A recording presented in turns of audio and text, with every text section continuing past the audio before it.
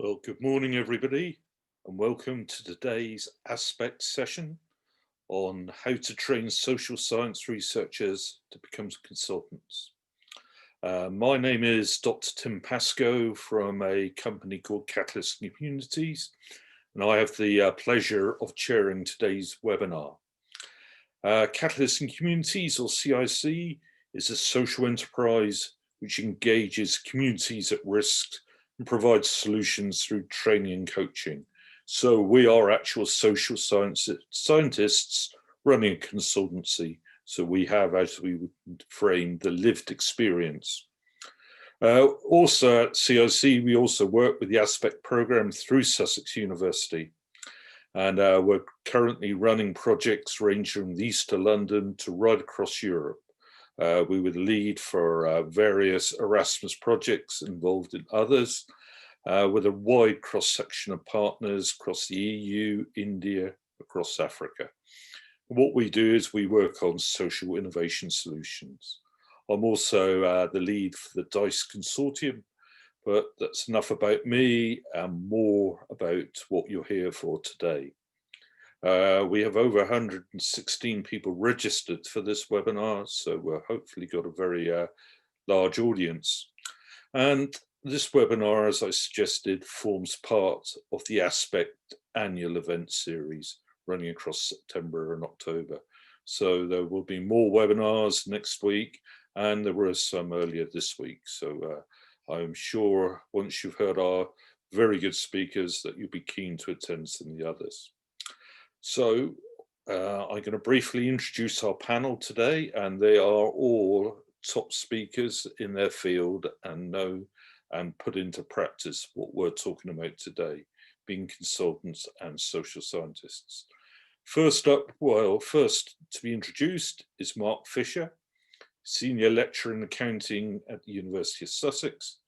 Mark has over 34 years as a consultant in one form or another, various type of commissioning experience, including one where, as a commercial consultant, he commissioned a university's team for consultant work. So he's got lots of observations and he's been on both sides of the table. So it should be very informative. Next, I've got great pleasure in introducing Dr. Manjari Kapoor, the President of the Association of Building Security. I think Manjari is joining us from Delhi today. She's a practicing architect with experience in hotel design at her partnership firm. She's a visiting faculty at the SBA Delhi and Amity Universities, Noida. She's the first in the country to pioneer security through architectural design, propagating the concepts of CPTED, that's crime prevention through environmental design, and counter-terrorism through design. With that end, she founded the Association of Building Security India, the Indian chapter of the International CPTED Association, where she is also a leading director. She's the chairperson of the Secure Standards for Design of Buildings and Rating Systems. She's known throughout India and Asia as a leading consultant in her field and delivers consultancy and practice consultancy and educates other young consultants. Next up then, we got Professor Atlaf Samo, Entrepreneurship Teacher Fellow at MIT. Atlaf is a MIT Entrepreneurship Teacher Fellow, Country Lead Global University Entrepreneurial Student Spirit Survey and Global Mentoring Program. It's quite a lot. Working as a director at EDC and at the IBA University. At EDC, he's developed different training programs to equip youths with the skills and knowledge needed for professionals and entrepreneurs. Atlaf's research interest is entrepreneurship with a focus on entrepreneurial attitude and intentions, student entrepreneurship and entrepreneurial education. Prof. Atlaf has worked on different projects at a range of national and international organizations, including the Asian Development Bank, the UNDP, Cupola, Continental Biscuit, USA, so a vast experience there. Next up, we got Dr. Tim Strickland, Consultant CEO of FE Sussex. Prior to being appointed at CEO of FE Sussex in June 2008, Tim was a Director of International Operations at the then Hastings College, a role in which he was responsible for securing and delivering a wealth of education training contracts, both in college and overseas.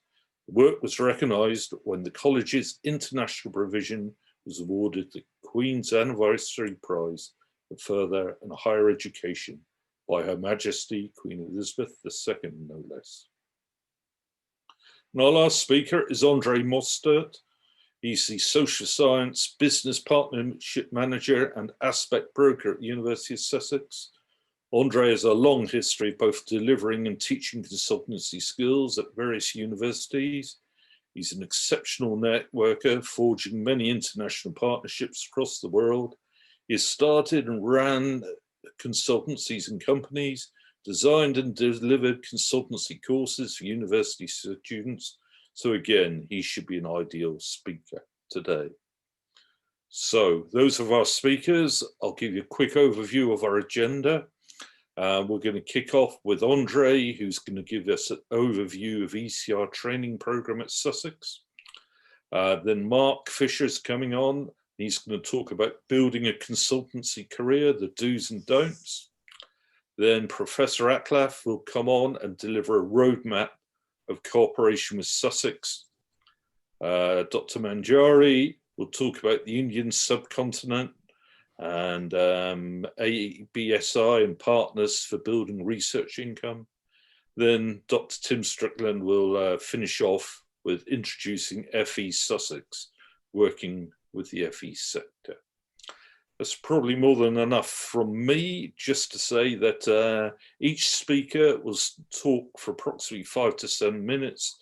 There'll be an opportunity for 1, maximum 2 questions, and then the next speaker will come on, and then we will have a general Q&A discussion at the end of the speaker's time. If you want to ask any questions, there is a Q&A icon on the Zoom toolbar at the bottom, so please put your questions in there. And that's it from me. So I'm now going to hand over, and we're going to start off with Andre. So Andre, are you there? Thanks, Tim. Can you hear me all right? Yeah, it's loud and clear. Okay, great. I won't take too much time because it's a very tight agenda, but I just thought it would be good for us to just lay the groundwork of what we're actually doing at Sussex. So we're running a program through the business school, and there are a number of other activities across the university, but the one we specifically engaged with through Aspect and stuff is with the business school. And now that slideshow is not working. Okay. So those are real aspirational outcomes, really, to promote on entrepreneurship. We've tried to focus on the entrepreneurship angle, because we have found, despite the use of the name of the session, that the term consultancy can be a bit pejorative to a degree. Well, not pejorative, but just in terms of what people expect and exactly what is a consultant. But these were initially our aspirational outcomes for the program. We started off with 28 ECRs registered, so targeting early career researchers. Of the 28, we had 21 that attended our first workshop, which is not a bad footfall given what we experienced. But by our second workshop, we were down to 8. So we tried to identify some of the possible reasons. I mean, one may be poor delivery, and at the first 2 sessions was me, so maybe it's me. We had a lot of content in terms of opportunities, linking into projects, the DICE Consortium, etc., KTPs, MKTPs. So we haven't quite hit the button. Perhaps it's teaching load. We happen to coincide with the first week of teaching, which maybe didn't help. An area that may be worth pursuing is incorrect nomenclatures, and whether or not we need to focus more on exactly what it is we do. Lack of a clear roadmap, too loose. The fact that we did want to include homework, The negative, obviously, we told the participants about the reality of the funding landscape at the moment. The last Innovate UK call that we were involved with some of our students and some of our academics, as you can see, was a 1 in 14 hit rate. Lack of suitable opportunities, perhaps again poorly conveyed. Perhaps there's no underlying demand for a program of this nature. I don't know. And again, we are learning more as we get to know the group. So in a follow-up email after the first session to all the registered, that's the type of response we got. Skills for Jobs got 3 interests. Building an international research bid to the British Academy got 3. Opportunity to participate in Erasmus Plus bids for the next cycle on the 29th of October got 2, etc. So there are a couple of areas that need to be knocked off. So what did we change? Okay, we got an ECR to engage more. We started to create an entrepreneurial project handbook. We mapped all research interests, which perhaps we should have done at the outset, and delivered that right from the beginning.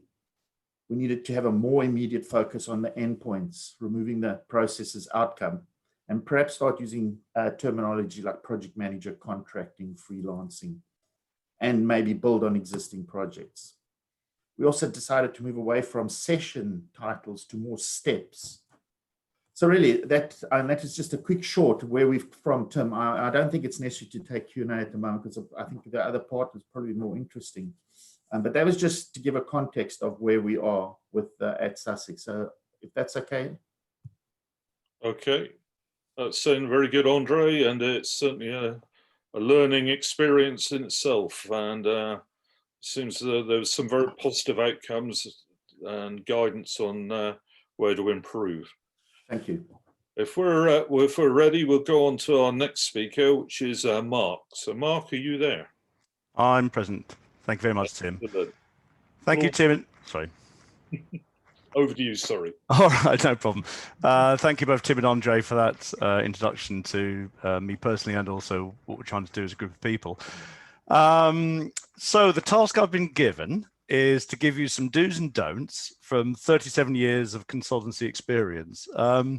Quite a challenge to do in 5 minutes. Give me 2 hours, I might be able to say a few basic things in 5 minutes. I think I can say 2 things and 2 things only.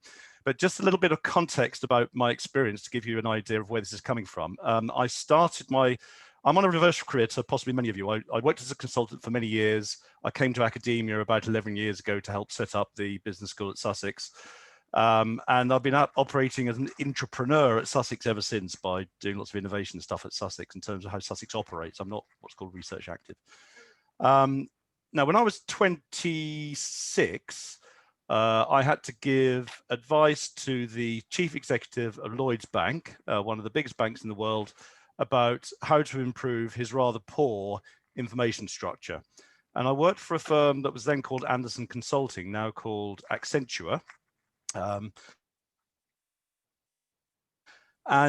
believe it or not, I had enough confidence to do that, which is all about the extraordinary training that these large commercial firms give to their commercial consultants. So one do is have respect for the craft of consultancy, which in itself is a thing to learn. So that's part of my experience. I spent 10 years in the commercial world, and I spent the last, blimey, how many years that gives on the maths, supporting not-for-profits and governments and quangos and indeed universities and FE colleges, etc. Now, part of that can be slightly more emotional experience. So, for example, I had to advise a charity on how to close down. Quite a small charity, about $1 million turnover. It did have no future, unfortunately, and that was all about an emotional support as much as a rational support. Now, why am I saying these? I'm saying my strong do is do understand the needs of your client. Now, it may initially appear the client is a corporate structure. You'll probably have some kind of legal agreements, some deliverables you must deliver. And there will be a legal corporate relationship possibly between you or your university and the client. That's fine, and you must absolutely deliver on that, because unless you deliver on the legal side of your commitment, you're not developing a career in consultancy. Much more important, get to know the people, understand what they need and what is value in their eyes. So in the first half of my career, I started off mistakenly thinking value was just making profit for my clients. They're all for-profit clients. They'd all want to make money. And I quickly understood that, of course, human beings have other issues, no matter how senior or how junior, in terms of what they need from me. And quite often, they just need me to be comfortable and confident, and importantly, a really good listener. Consultancy may feel sometimes like we're giving our expertise to the world, but my strong advice is the other way around. Listen a lot before you start to think about how your expertise can have value to your client, whatever you wish to call the person on the other end of the relationship. That's done me pretty well over the years. I'm proud to say that I've never had a consulting contract that wasn't renewed. I normally arrive in one function, typically using my accounting expertise as a calling card, and leave several years later in a very different function, because that recognizes how if you develop a relationship with a client, you yourself will change and grow. There is opportunity for you to learn new skills, which can be valuable to you and also valuable to them. So linked into that is a little case studies about the don'ts. Tim mentioned how I was in a commissioning role. It was actually a consultancy role myself. It was a small but rapidly growing social enterprise in the area of adult social care and technology, based locally originally Sussex, now spreading wings across Europe. About 5 million turnover. The kind of demands that every small organization has, far too much to do, not enough time to do it properly. And we had an opportunity to get some government grant. And as part of that, I led the project to get that grant. But as part of that, we had to commission some research from a university as part of the government's objectives. Fine. We eventually, I'm not going to say which university, we commissioned a university to come and give us some support about the technology at the heart of our business. There's something called a social care contact center. We need better technology there. Now, by the time the university were engaged, I had rolled off the project, and a colleague of mine who had very different views and frankly much more narrow commercial views than mine took forward the project. And there was a real clash of cultures. The researchers from the university appeared to me to be primarily interested in how it would benefit their career in terms of how this would lead to their promotions. And my now ex-colleague, I must say, didn't seem to really understand the point of all of this, even though it was part of a bigger picture about a government grant. It was an appalling disaster because neither side was listening to each other and neither side could speak to each other in a language that either could understand. So I had to drag myself back in as a translator to try to rescue something from this. So my messages are: get to know your client, understand, and your clients are always human beings, understand what their needs are and what they consider to be value, always deliver more value than that. And be careful about this thing of living in our world of, there's a lot of jargon in our world in the HE sector, in the university sector. Don't ever speak in jargon. Make sure you are communicating clearly with your clients. I'll rest there if that's okay, Tim. Excellent, Mark. And it's very, very useful to hear the real lived experience of a consultant. Just one quick question before I lose you. Is there a social science slant that we could bring to the consultancy world? Is there particular skills? Well, I think there is. So this is more, I say it's not sort of research based, it's more about application based. As I mentioned, I took a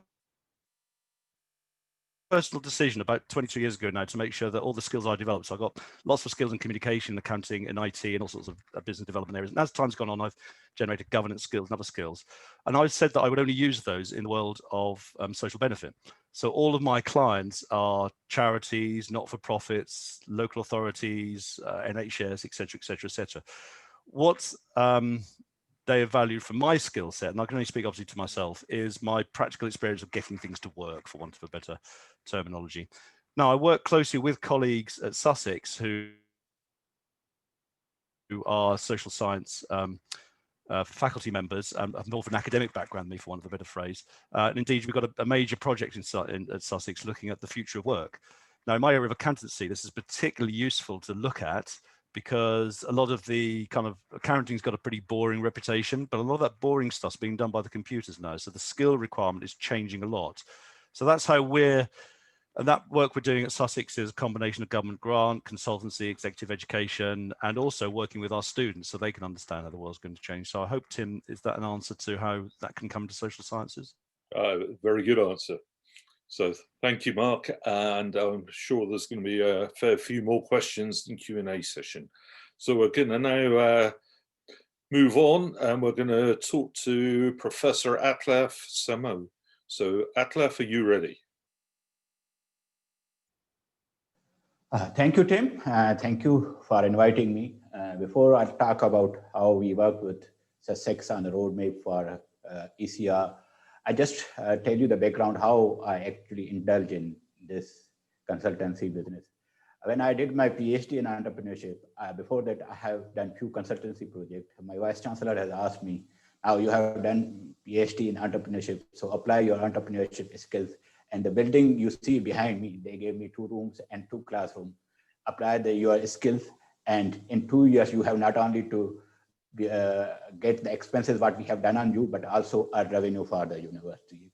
From that, I started working, and initial stage we look what is the market in Pakistan, and where obviously I see there were a lot of consulting opportunity, but there was big gap in training and development side. So we started working on training and development side, and within 1 year we got one good project, and that actually started the beginning. And obviously during that work, we saw that network and your quality proposal writing and concept paper play roles. In last 4 years, EDC has earned enough so that we are not only able to meet our expenses, but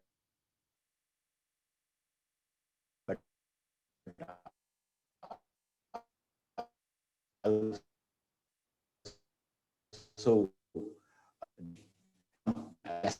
on the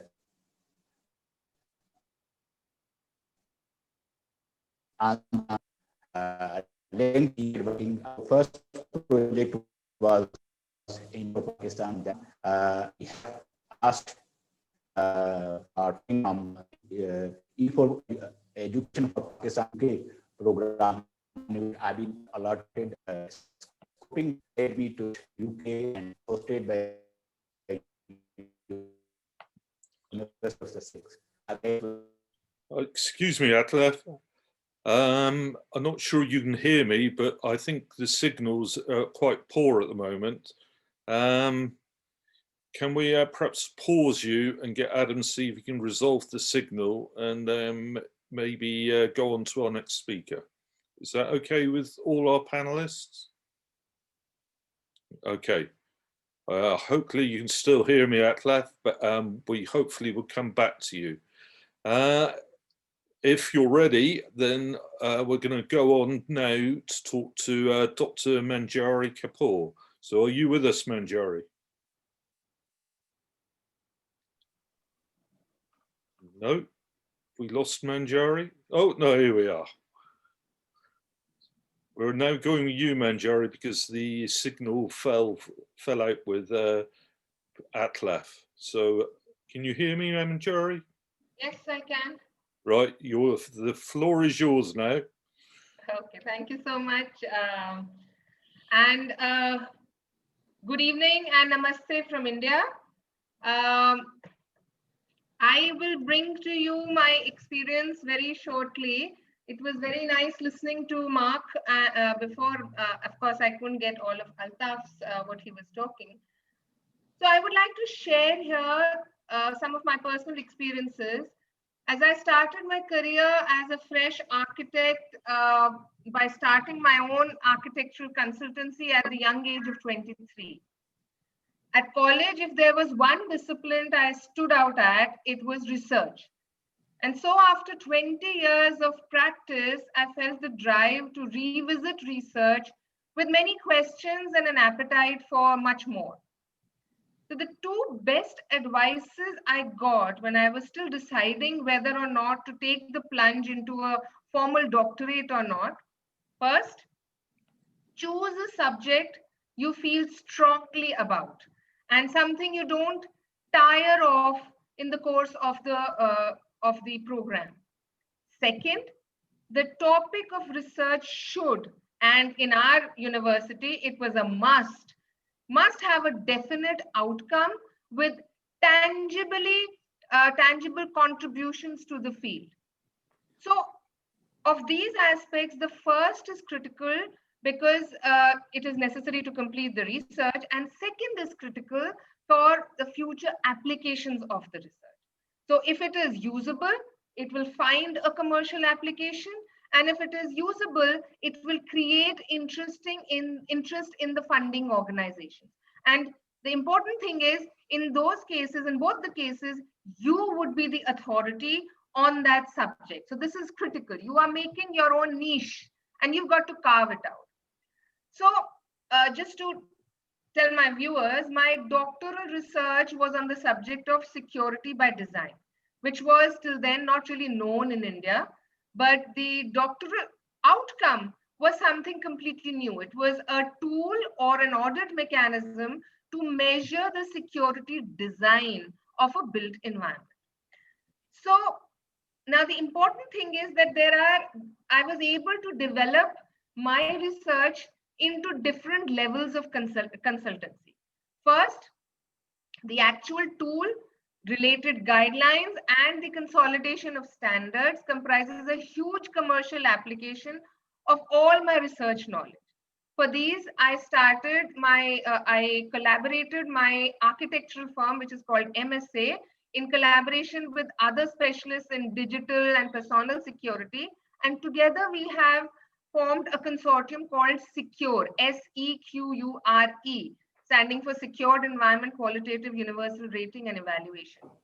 We take up projects pre or post construction and evaluate their security design. We give them scores, help them improve the scores, and then give them a final rating, pretty much like any of your green ratings or your sustainable ratings for buildings. So this was first application, first consultancy. Second was that the subject of security integrated in design, as it is something new to our part of the world. The benefits, its advocacy and application of these concepts are a huge component of the consultancy. And for this purpose, we constituted our own non-profit society called the Association for Building Security India. The process started when I was teaching security by design at the Premium School of Architecture in India, in Delhi. Along with a group of equally motivated students, we constituted this organization. So it is critical to note that we need to join hands. We need to collaborate. We need to add power. Anybody who wants to go into consultancy must be ready to partner, take advice, and decide democratically. To exist, you must learn to coexist. So going on, though I am the founder president of ABS India, I'm just a single role in decision making. I cannot do everything myself, so I prioritize. We have constituted various committees for media, research team, fundraiser, general body, each one which is critical to the existence of the organization.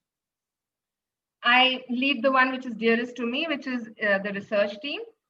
And also, if you have multiple consortia, like for example, I have about 3 of them, MSA being my practice, ABS India being the non-profit, and SECURE being the commercial arm, plus my role in other organizations like the International Accepted Association. These are all complementary. Each one supports the other and complements them. So then as you go along promoting your ventures through advocacy events, these are mostly, you must remember, at the beginning of any consultancy, these would be free. So you would not be getting paid. So at the early stages, it would make sense to have a sound financial backup, like you can have a full-time job or a part-time job or something that gives you financial sustenance till you grow, get known, and create your own circle. You will then open doors to different ways of sustenance. Now, for example, our organization, the ABS India, has 4 different modes of sustenance. First, being the membership, which is really, really cheap and paltry because we want to open the doors to students and keep it open to as many researchers as we can get.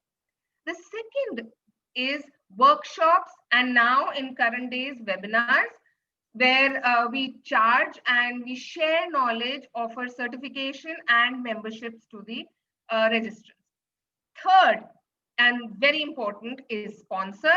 But the problem is when you need them most, they shy away. And as you get known in your field and become a brand, they run after you. So that's the dilemma, you can say.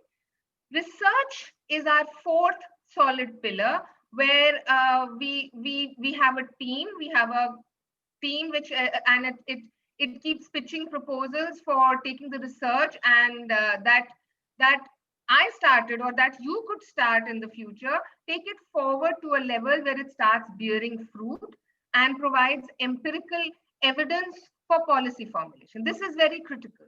Funding from organizations, international funds, or agencies have to be beneficial to the ideologies of the funding organization, and it must be in sync with your basic concepts and your strengths. The more tangible the benefits of your research, the easier it would be for you to secure funding. So learn to shape what you want to do into either commercially viable options, or which can get corporate support, or else design them into institutionally attractive proposals which would benefit an institution, an organization, or an agency. So basically you have to think of the benefits. And if you have concepts which can benefit humanity, maybe the underprivileged, maybe the marginalized, maybe the developing economies, or maybe an identified niche, that I think is the basic crux of making it as a consultant. That's my Excellent. solution. Thank you, Manjari. It's very clear, and you're an example of actually putting it to practice very successfully. It comes across that it's vital that you choose a subject, an area that you've got an interest in.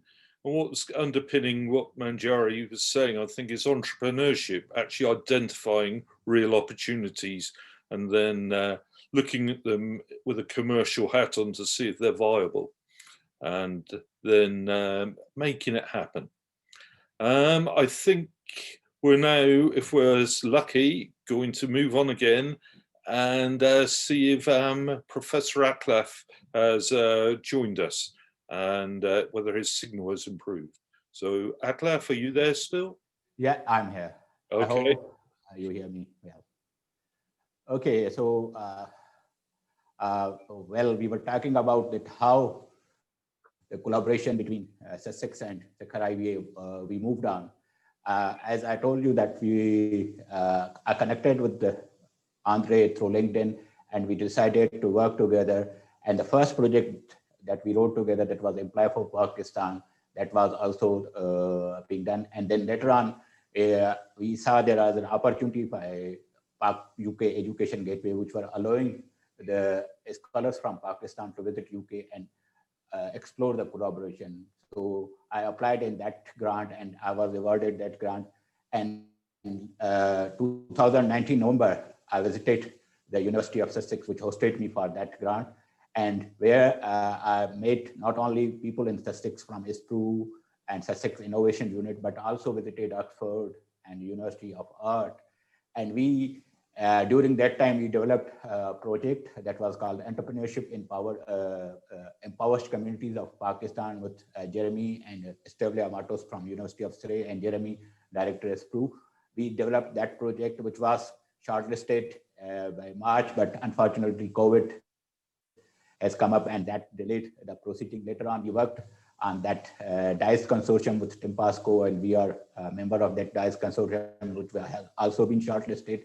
Now we are planning to develop a program that not only facilitate the social scientists to become the consultant in Pakistan, but also help them.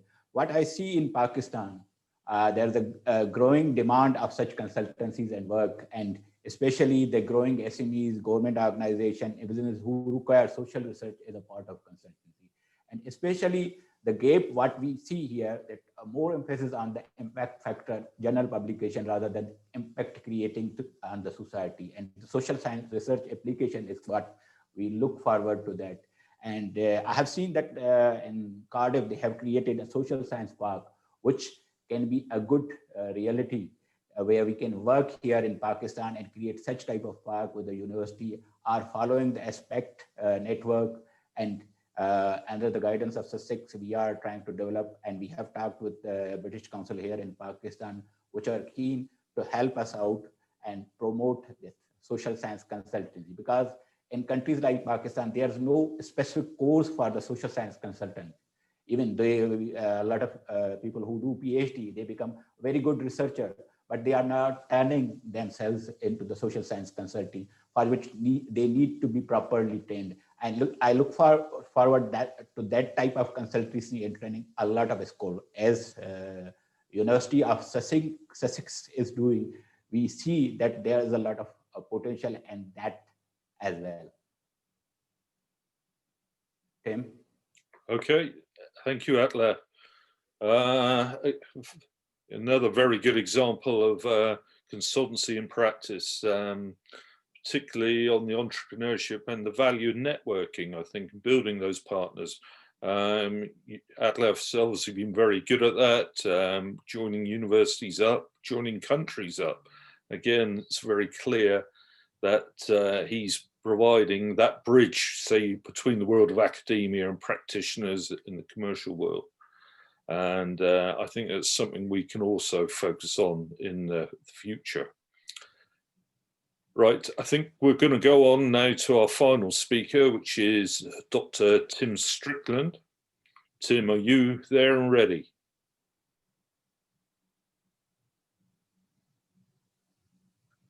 I can see your slides, so I can see Atlaf. Hey. Right, are we there now? You're there now, looking beautiful. Okay, well, good morning or good evening, wherever you are. All of the aforesaid applicable. I'm just going to talk you through an opportunity about the TVET area, technical vocational education area of research and development, which I've specialised in for virtually all my time in colleges.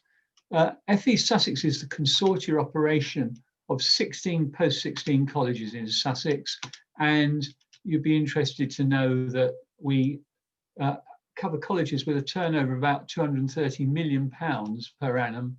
There's over 10,000 staff employed.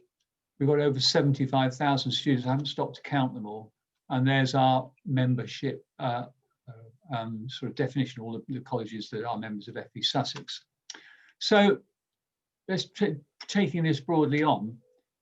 We've got this is the sort of wealth of opportunity within the further education sector for research. We've got 4 sixth form colleges, which tend to concentrate on academic work.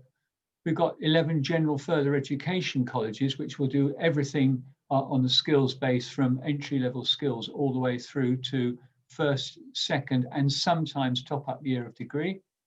And then in our area, we have specialist land-based college, which old-fashioned people would call the agricultural college, but actually it has a wealth of things other than that. We as FE Sussex engage in a lot of consultancy. We engage in a lot of research. It's sponsored research, so it's not something that our colleges are paying us to do. It's something which we've gone out and found grant funding for. And here's a few of the areas: quality improvement, academic quality improvement, the facilitation of peer-to-peer staff training, development, and exchange of ideas, influencing, providing strategic support for the very top level management of our colleges. Through all of this, we generate income and we deliver sponsored research projects. I was really fascinated with Manjari's input, and I wrote something down here. It said, be prepared for your work to be that of someone else. In other words, once you've done it, you lose the ownership of it. And that used to hurt me in the early days. It doesn't bother me at all now. So there's a few things which we have done research into, which we've provided for clients, generally in our group and maybe outside our group. It gives you a good flavour of what goes on. What I would say to you, if you're looking at researching in the UK in the further education market, is that it's not usually commissioned by individual colleges. It can be, but it's more normal for it to come through a granting authority, such as the Education and Training Foundation, the Department for Education, Gatsby, or someone like the Construction Industry Training Board. And all of those opportunities are published, are sort of transparent on some of the bulletins that you get, or the services that you can sign up to. So here I'm just running through a few final points, saying it's normal for colleges not to commission research direct. If you're working in cooperation with somebody, usually your application is viewed more favorably. And the other thing is, and this is the entrepreneurship bit, look out for the opportunity. It's cyclical, it comes in waves. Big thing at the moment, online learning, how are we teaching students with blended learning due to COVID, that sort of thing. You know, you can go all the way back and you can plot this through various developments. T-levels, one of the new qualifications being introduced for vocational education and training here in the UK. So I hope that gives you a good idea of some of the areas. And with all of these things, one of my mission statements is my meetings never overrun. So hopefully that's never overrun. Bang on time. Thank you, Tim. And I think just finishing there, it was clear that one of the skills of a consultant is to recognize those waves of opportunities and be in the right place and position yourself at the right time. Yeah. Okay. Thank you. Okay. It's now just my opportunity to thank all the excellent talks we've had, and even coping with the technical issues, everybody still delivered. So we're going to now have our panel's Q&A, and we have a number of questions already that have come up, and some of them for all the presenters and some of them for individuals.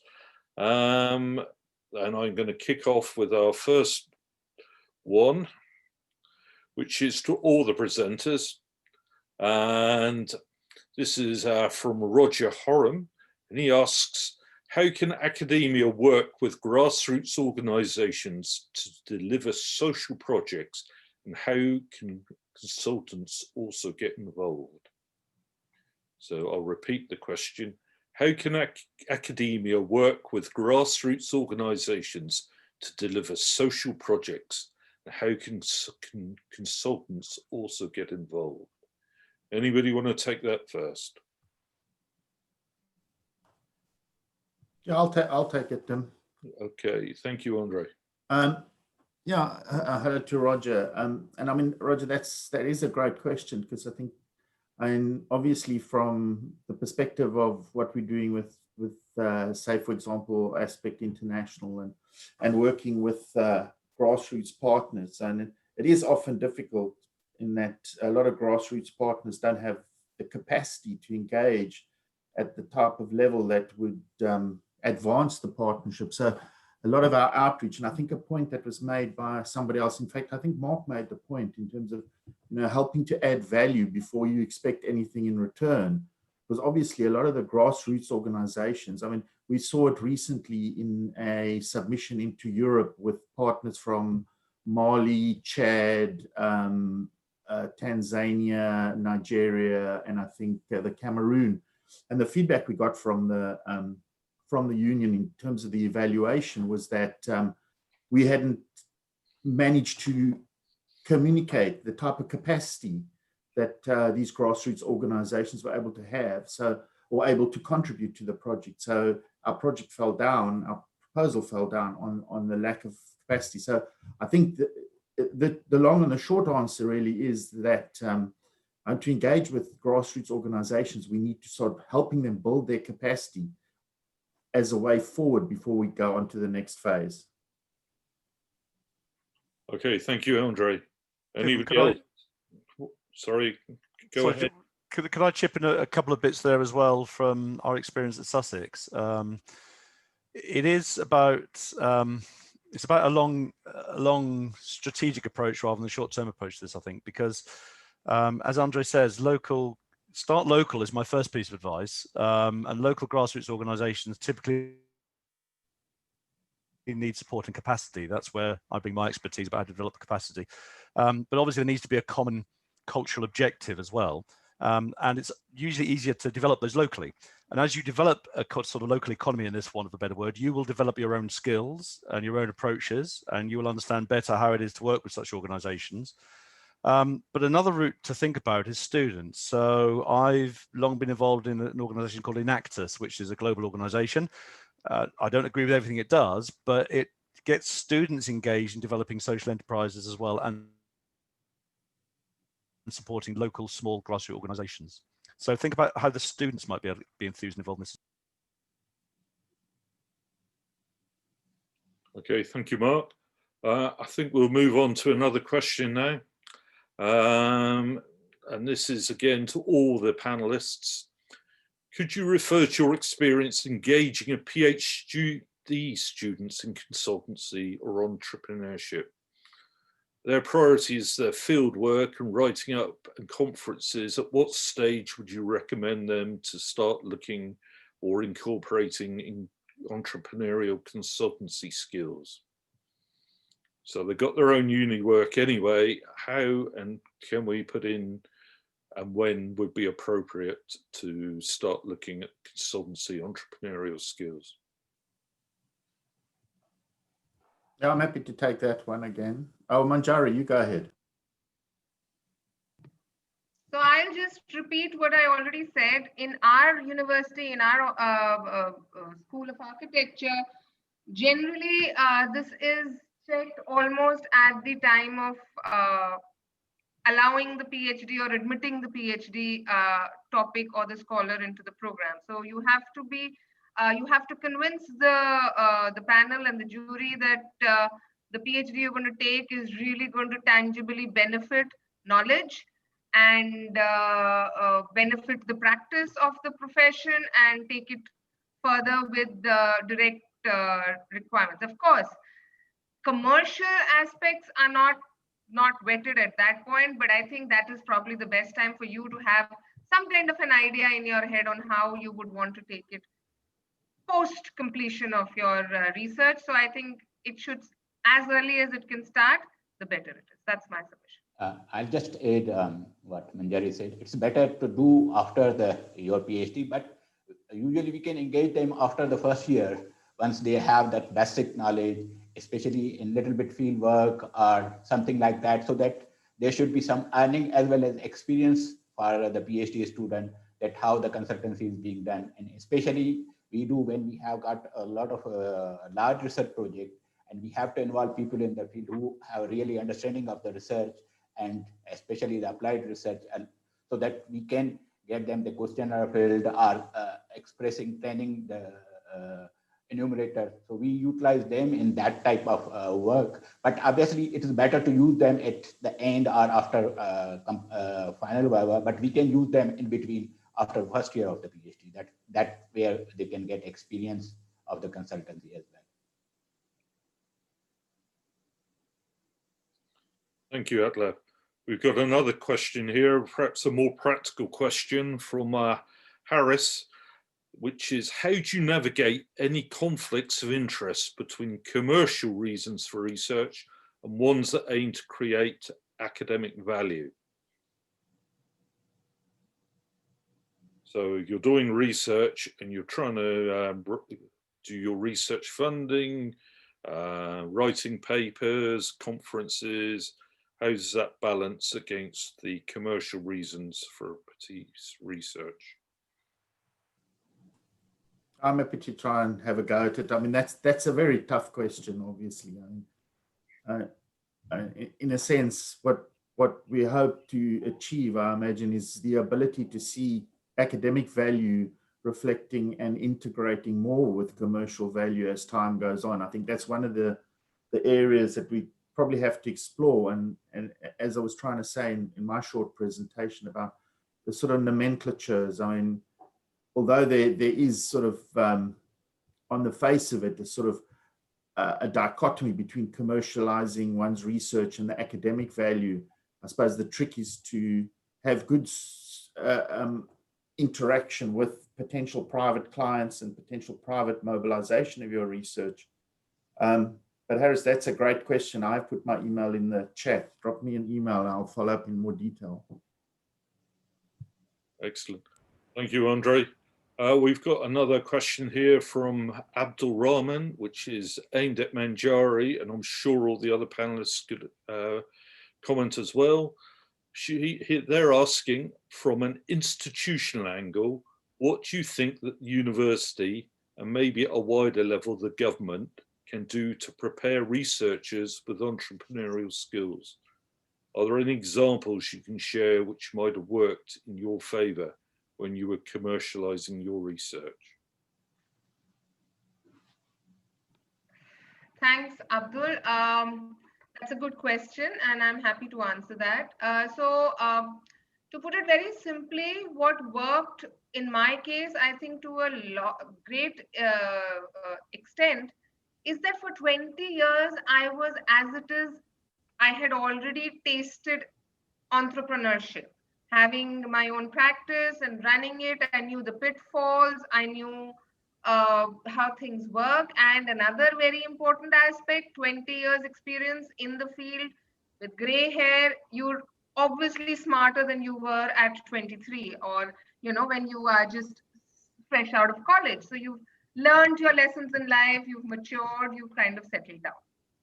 But as far as what a university can do, or maybe I can't really take it to the government level, I think in my case, I was very fortunate because my supervisor, my mentor or guide for the doctoral program was a very, very, very successful entrepreneur himself. And he had actually faced flack for his research, his doctoral research topic, not having a very, should I say, tangibly beneficial outcome. So he struggled in his initial years in his doctoral program, and learning from his lessons from day one, he told me it needs to have a crisp outcome. Now, at this point, I'll also relate to the last question that in universities and in institutes, they don't want you to advertise that this has huge commercial ramifications or huge commercial applications. So during the research and during the process of the doctoral program, I downplayed it. Whereas in my mind, I kept it that, yes, I am finally going to have commercial applications because I came from an entrepreneurial background, and I knew that finally I'm going to make something out of this PhD. I'm not just doing it to make it into a book and which is going to go into the library only. So it was always there in my mind. I downplayed it, kept it at the research level, but all the bridges I created, all the people I met, all the new networks I created were with the idea that I am going to use this for a commercial purpose finally. So that is very, very, I think, critical, that your networks, you have to keep building bridges, you have to make your collaborations, you have to widen your thing if you want to get into consultancy. I hope that answers your question, Abdul. And as you've written, I would be very happy to connect with you since you're researching, and I will in the answer write down my email ID on which we can get connected. Thank you so much. Oh, thank you, Manjari. I'm going to join two questions together here. They're from Mohammed and from Ambreen. Mohammed was asking Atlaf how a new PhD could find opportunities in entrepreneurship and how they could find stakeholders. And Ambreen also was asking how can people collaborate across different countries. So combining those two, it's really how we can network, look for stakeholders, where are those opportunities? Does anybody want to field that one? Nawaz, as you told it, you are doing PhD, and during your PhD, you are working on different concept and framework. And obviously your PhD is built in on a research concept and framework. That is the result of it. Now, the way to turn to the consultancy, to turn your basic research into the applied research, is to turn your theory, concepts and framework into the tools and methodologies that work for the business firm. And especially if you look into the entrepreneurship in the context of Pakistan, we see nowadays there are a lot of opportunities for people who are looking forward to develop the business plans, especially the SMEs. The Prime Minister loan, which is available up to 15 to 50 million rupees. And there are a lot of SMEs who want to develop the business plan, but they do not have the people who can develop the business plan. Along with that, those who are established SMEs, they are looking forward to improve their process. Their consultancy in that area is also workable. And we also work, especially we have worked with the SEMEDA, we see a lot of SMEs who lack training in different field of the business. So we can develop, or you can develop such training program which can help them to improve their businesses. Taking to the question of Ambreen, the network created when you have both have the same choices. You are looking forward for in the same field. And especially in the research consultancy, we see a lot of people who need a multidisciplinary research. I got connected with the Andre through LinkedIn, looking to each other interests, and then we started working. And obviously this network creation is a long road. You have to adjust and create opportunities for each other rather than just looking forward that what we need. We have to look at what others are looking forward to that. And through that, as Tim is also part of that DICE network, we have created the network of more than 14 countries which are working together. And every country is a partner in that. They are actually looking forward to create a consortium which help each other in achieving these projects. I hope answer what I have said as good for you. And even Ambreen, you can contact me. We are connected on LinkedIn, I think, so we can discuss further on that as well. Thank you, Atlev. We're quickly running out of time, which is a shame because these questions are fascinating. I think if my panel are comfortable, we're going to give you 10-15 seconds for a closing remarks from each of you if you wish, and we'll kick off with Andre. Thanks, Tim, and thanks to everyone who participated. Feel free to follow up, and we'll take it from there. Thank you very much to everyone. Thanks, Tim. Okay, Mark. Yeah, thanks everybody. I thought some really interesting, lots of different views there. For each of you, take what you can from those views and just be brave. And Manjari. Yeah, so I think I found this question very interesting about social value and the general debate about research versus commercial. And I think as written by Jan Rogers, it's very appropriate that yes, if your research has a social value, it will definitely be applicable both for a very good research and also for a commercial application. So I think that's probably the key. Thank you. Tim?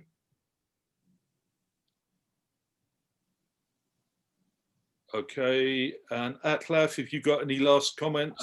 Yeah, I would like, we should call research consultant as intellectual entrepreneurs who actually work in the university and contribute towards the revenue of the universities, as well as even they can be an entrepreneur or entrepreneur. I think that's why they can boost their energy to work and involve in the commercialization of the research.